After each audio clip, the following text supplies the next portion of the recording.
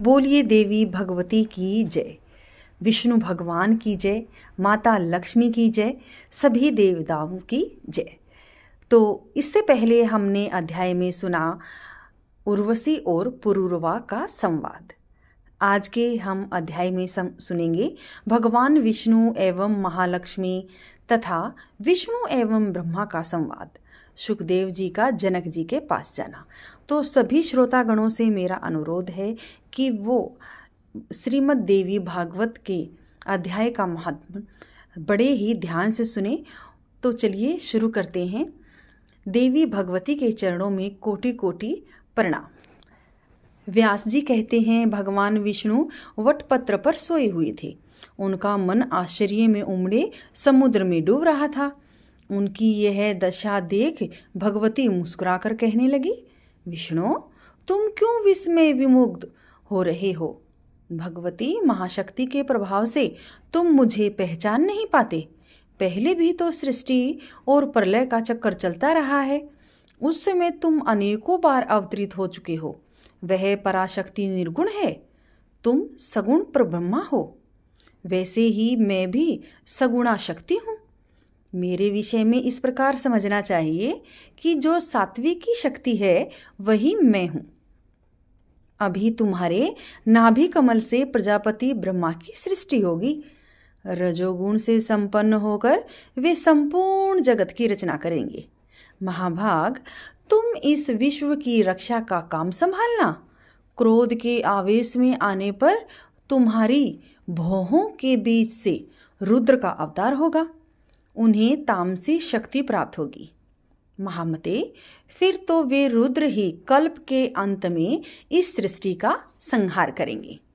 भगवान विष्णु बोले, देवी कुछ समय पूर्व मैंने आधा श्लोक सुना है। उसके अक्षर अत्यंत स्पष्ट थे। वह परम रहस्यमयी वाणी किनके मुख से निकली है? वरानने, तुम उसे बताने की कृपा करो। महालक्ष्मी बोली, विष्णु कहती हूँ, सुनो। मैं सगुण स्वरूपा चतुर्भुजी भगवती हूँ। यह मेरा परिचय है। क्या तुम निर्गुणा आद्या शक्ति को नहीं जानते? उन्हीं में उनका सगुण रूप भी छिपा रहता है। महाभाग, तुम जान लो, उन्हीं निर्गुणा भगवती ने यह आधा श्लोक कहा है। इसे परम पावन देवी भागवत पुराण समझ लेना चाहिए। व्यास जी कहते हैं, भगवती महालक्ष्मी के इस वचन को सुनने के बाद भगवान विष्णु ने उन्हें महान मंत्र मानकर हृदय में सदा के लिए बसा लिया। कुछ समय बाद उनके नाभि कमल से प्रकट हुए ब्रह्मा जी दैत्यों के डर कर उनकी शरण में पहुँचे। तब श्री हरि ने घोर युद्ध करके उन मधुकैटभ नामक दैत्यों को मारा। फिर वे स्पष्ट अक्षर वाले उस आधे श्लोक के जप में मग्न हो गए। उन्हें जप करते देखकर ब्रह्मा जी के मन को बहुत खुशी हुई।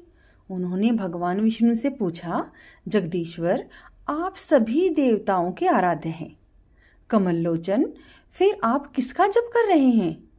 भगवान विष्णु बोले, महाभाग, क्रिया कारण आदि लक्षणों से संपन्न जो शक्ति तुम में और मुझ में विराजमान है, उसे कल्याण स्वरूपा भगवती आद्या शक्ति समझो। ब्राह्मण, उन्हीं भगवती की चित शक्ति से मैं, तुम और संपूर्ण प्राणी पैदा हुए हैं। उन देवी ने जो आधे श्लोक में कहा है वही द्वापर के प्रारंभ में विशद व्याख्या होने पर देवी भागवत नाम से प्रसिद्ध होगा।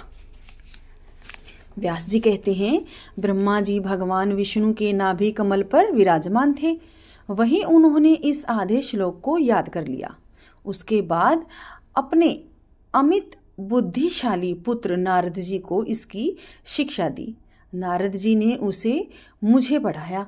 फिर मैंने 12 स्कंदों में विशद रूप से इसकी व्याख्या की। महाभाग, उसी वेद तुल्य पुराण का तुम अध्ययन करो। सर्ग उपसर्ग आदि 5 लक्षणों से परिपूर्ण यह पुराण भगवती जगदम्बिका की उत्तम कथाओं से सुशोभित है। तुम्हें अनुपम बुद्धि प्राप्त हो, इसलिए इस परम पवित्र देवी भागवत नामक पुराण के अध्ययन में उद्धत हो जाओ। ये धर्मात्मा सूत मेरे शिष्य हैं।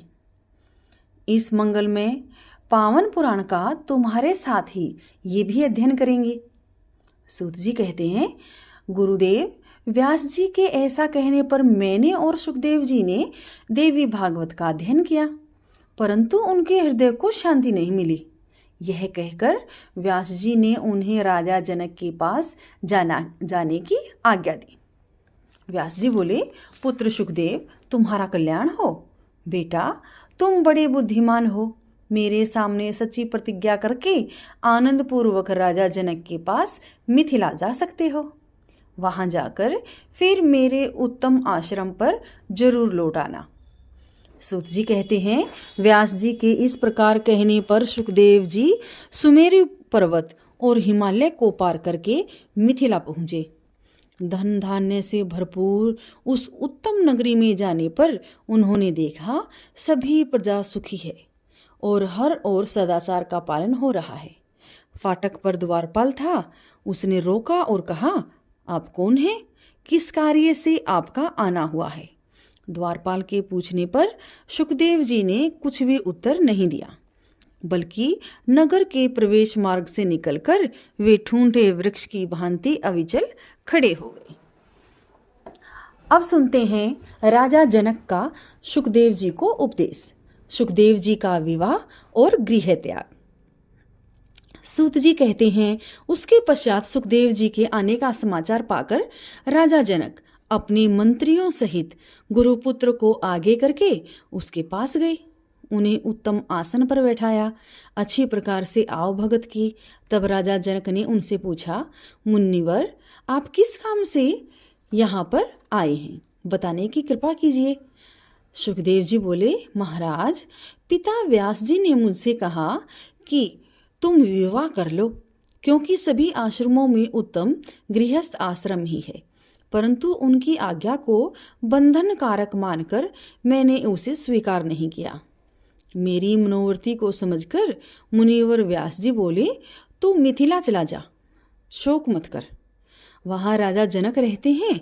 वे याज्ञिक पुरुष तथा जीवन मुक्त हैं। महाराज, पिता की आज्ञा मानकर मैं आपकी पुरी में आ गया। आप निष्पाप पुरुष हैं। मैं संसार के बंधन से मुक्त होना चाहता हूँ। मुझे क्या करना चाहिए, यह बताने की कृपा करें। जनक जी बोले, परंतप, मनुष्यों को बंधन में डालने और मुक्त करने में देह, जीवात्मा और इंद्रियां कोई भी कारण नहीं है। केवल मन ही उन्हें मुक्ति करने और फंसाने में निमित्त बनता है। आत्मा तो सदा शुद्ध और मुक्त स्वरूप है। वह किसी प्रकार भी बंधन में नहीं फंसता। मनुष्य यदि दैत्य बुद्धि न करे तो भेद की संभावना कैसे हो? जीव ब्रह्म स्वरूप है। मैं वही नित्य ब्रह्मा हूँ। इसमें कुछ भी विचारणीय नहीं है। जगत में अविद्या फैली है। इसी से जीव और ब्रह्मा में भेद बुद्धि की प्रतीति होती है। महाभाग, यह अविद्या विद्या से अर्थात ब्रह्म ज्ञान से शांत होती है। श्री सुखदेव जी ने कहा, महाराज, मेरा हृदय इस संदेह से अलग नहीं हो पाता कि जिसके चारों ओर माया का विस्तार है, उसकी स्पृहा कैसे शांत हो सकती है। राजन, धन की, राज्य सुख की और संग्राम में विजय पाने की इच्छा आपके हृदय में बनी है।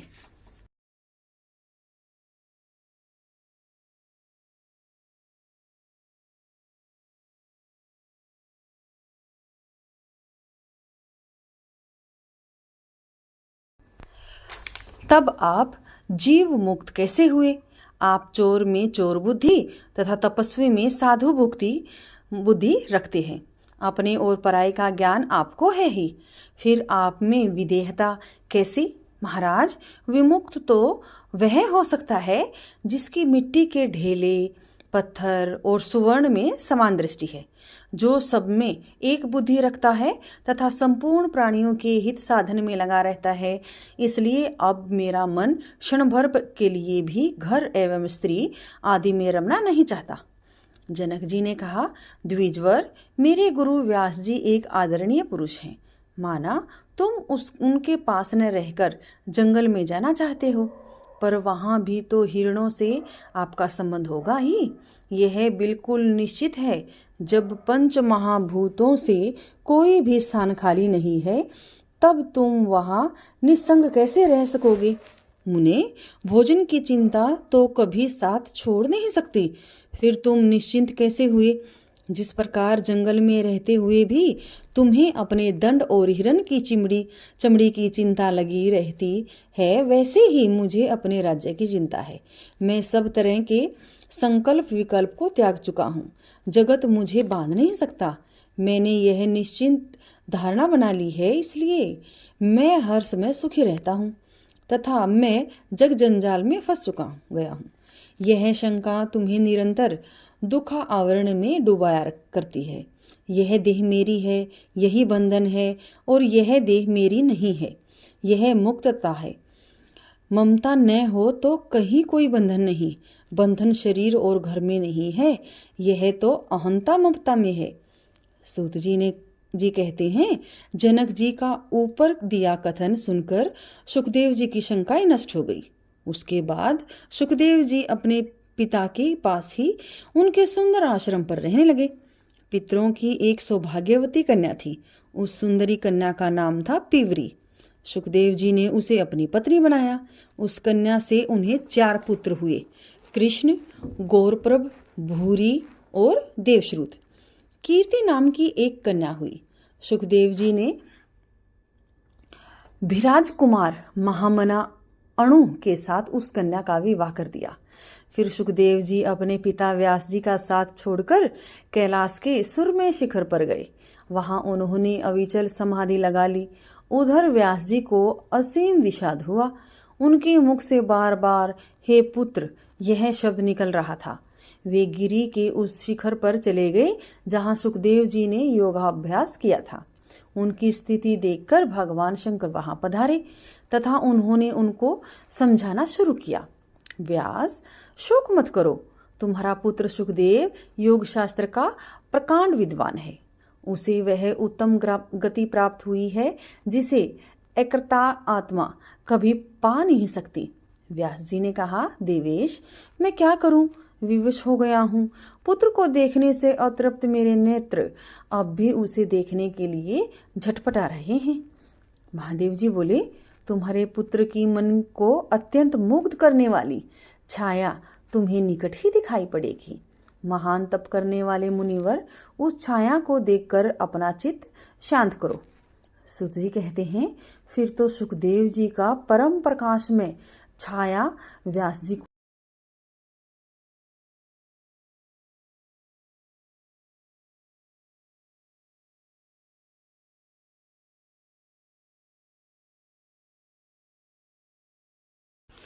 अब आगे सुनेंगे कुरु वंश का वर्णन। ऋषियों ने पूछा, परम सिद्धि प्राप्त करके सुखदेव जी के पधार जाने पर देव शिरोमणि व्यास जी ने फिर क्या किया? इसे विस्तार पूर्वक हमें बताने की कृपा कीजिए। सूत जी कहते हैं, असित, देवल, वैश्वपायन, जैमिनी और सुमंतु प्रभृति अनेकों शिष्यों व्यास जी के पास रहकर वेद्या अभ्यास करते थे। सभी पहले ही आज्ञा लेकर पृथ्वी पर धर्म प्रचार हेतु चले गए थे और पुत्र सुखदेव जी का आकाश में निवास हो गया। यह सब देखकर व्यास जी के मन पर शोक की घटा छा गई। उन्होंने वहां से चलने का विचार कर लिया। इतने में उन्हें निषाद कन्या अपनी पुण्यवती माता सत्यवती याद आ गई। मुनिवर व्यास जी उस पर्वत शिखर को छोड़कर अपनी जन्मभूमि पर आ गए। आकर निषादों से पूछा, पुण्यमयी माता कहाँ गई? तब उन सब ने उत्तर दिया, वह कन्या राजा शांतनु को सौंप दी गई। फिर तो व्यास जी सरस्वती नदी के सुरम्य तट पर अपना आश्रम बनाकर तपस्या करने लगे। राजा शांतनु बड़े प्रतापी नरेश थे। उन्होंने सत्यवती के गर्भ से 2 पुत्रों को जन्म दिया। महाराज शांतनु के प्रथम पुत्र का नाम चित्रांगद हुआ। दूसरे पुत्र का नाम विचित्रवीर्य था। राजा शांतनु के सबसे बड़े पुत्र महान प्रतापी भीष्म थे। कुछ समय के बाद भीष्म जी ने स्वयं राज्य को स्वीकार न करके चित्रांगद को राजा बनाया। एक समय की बात है, महाराज चित्रांगद विशाल वाहिनी साथ लेकर जंगल में गए। चित्रांगद अभी रास्ते में ही थे। इसी बीच चित्रांगद नामक गंधर्व ने उन्हें देखा और वे दोनों कुरुक्षेत्र नामक प्रसिद्ध स्थान में भयंकर युद्ध करने लगे। 3 वर्षों तक युद्ध चलता रहा। अंत में राजा चित्रांगद उस गंधर्व के हाथों युद्ध करते हुए शहीद हुए। वे स्वर्ग चले गए। समाचार पाकर भीष्म जी ने विचित्रवीर्य को राजगद्दी सौंप दी। अब सत्यवती कुमार विचित्रवीर्य जवान हो गए थे। भीष्म जी को अपने छोटे भाई के विवाह की चिंता लग गई। काशी राज की 3 कन्याएं थी, सभी बहुत गुणवती थी। राजा ने स्वयंवर की रस्म से विवाह करने के लिए कन्याओं को उपस्थित किया था। महान तेजस्वी भीष्म जी एक रथ पर बैठकर उस स्वयंवर में पधारे तथा सभी राजाओं को परास्त करके उन्होंने 3 कन्याएं बलपूर्वक छीन ली। उन कन्याओं को लेकर वे हस्तिनापुर लौट आए। विवाह का सारा सामान इकट्ठा कर लिया और अपने छोटे भाई धर्मात्मा विचित्रवीर्य का उन कन्याओं के साथ विवाह करने लगे। तो तीनों में जो अत्यंत सुंदरी थी, उस बड़ी कन्या अम्बा ने लज्जित होकर भीष्म से कहा, धर्मज्ञ, आप कुरु वंश के एक प्रतिष्ठित पुरुष हैं। गंगानंदन, मैं तो मन ही मन राजा शाल्व को स्वयंवर में वर चुकी हूँ, परंतप अब इस कुल की प्रथा के अनुसार जो उचित हो करने की कृपा कीजिए। सूत जी कहते हैं, इस प्रकार उस कन्या के कहने पर कुरुनंदन भीष्म जी ने उस कन्या से कहा, वरानने, तुम अपनी इच्छा से जा सकती हो। अब भीष्म से विदाई लेकर वह कन्या शाल्व के पास गई और बोली, महाराज, आप में मेरा मन रम गया है, इसलिए मैं धर्मपूर्वक भीष्म जी से विदाई लेकर आई हूँ। अब आपकी सेवा में हाजिर हूँ, मेरे साथ विवाह कर लीजिए। शाल्व ने कहा, सुंदरी, मेरे समक्ष भीष्म ने तुम्हें पकड़कर रथ पर बैठा लिया था, इसलिए मैं तुझे अपनी पत्नी नहीं बनाऊंगा। वैसे तो तेरी प्रति भीष्म की मातृभावना थी, फिर भी तू उनके पास तो रह ही चुकी है, इसलिए मेरे साथ तेरा विवाह होना संभव नहीं है। अम्बा महामना शाल्व के त्याग देने पर दोबारा भीष्म जी के पास आई और कहने लगी, वीर, आपकी छोड़ी हुई मानकर शाल्व ने मुझे स्वीकार नहीं किया। महाभाग, आप धर्मज्ञ पुरुष हैं, मुझे अपनी दासी बना लीजिए, नहीं तो मैं अपना शरीर त्याग दूंगी। भीष्म जी बोले, सुंदरी, तुम्हारे चित्त में दूसरा पुरुष बस चुका है, इसलिए तुम्हें कैसे स्वीकार किया जाए। कल्याणी, अब तुम निश्चिंत होकर अपने पिता के पास चली जाओ। जब शाल्व के समान ही भीष्म जी से भी उसे वही उत्तर मिला, तब वह कन्या वन में चली गई। वहीं रहकर वह तपस्या करने लगी। इधर राजा विचित्रवीर्य का 2 स्त्रियों के साथ संबंध हुआ। उनमें से एक का नाम था अंबालिका और दूसरी का था अंबिका। 9 वर्षों तक महाराज विचित्रवीर्य उन दोनों के साथ मन के अनुकूल रमण करते रहे। इतने में उन्हें राजयक्ष्मा की बीमारी हो गई। इसके बाद वे परलोक सिधार गए। सूत जी कहते हैं, तब वंश परंपरा कैसे कायम रहे, इस चिंता से सत्यवती घबरा उठी। सत्यवती ने अपने बड़े पुत्र शुद्धात्मा व्यास जी का मन ही मन चिंतन किया। याद करते ही तपस्वी व्यास जी वहां आ पहुंचे। सत्यवती ने अपने पुत्र मुनिवर व्यास जी से कहा, पुत्र, अब तुम विचित्रवीर्य के क्षेत्र में सुंदर बेटा पैदा करो। व्यास जी ने माता की बात सुनकर उसको अपना वचन माना, इसलिए अपनी स्वीकृति दे दी। अंबिका ने मुनि के मानस संयोग से नेत्रहीन पुत्र धृतराष्ट्र को पैदा किया। उसी प्रकार अंबालिका ने भी गर्भ धारण किया। उसके पश्चात वह पांडु की जननी बनी। सबकी सम्मति से पांडु राज्य के अधिकारी सिद्ध हुए। 1 वर्ष के बाद सत्यवती ने फिर पुत्र पैदा करने के लिए बहू को प्रेरणा दी। उस समय वहां बहू ने स्वयं ने जाकर अपनी दासी को भेज दिया। उस दासी के उदर से विदुर जी का जन्म हुआ। जो पुण्यात्मा पुरुष धर्म के अंश माने जाते हैं। इस प्रकार व्यास जी ने वंश की रक्षा के लिए धृतराष्ट्र प्रभृति 3 महान पराक्रमी पुत्र पैदा किए। निष्पाप मुनियों, मैंने ययाति वंश से संबंध रखने वाली ये सभी कथाएं तुम्हें सुना दी। श्रीमद् देवी भागवत का पहला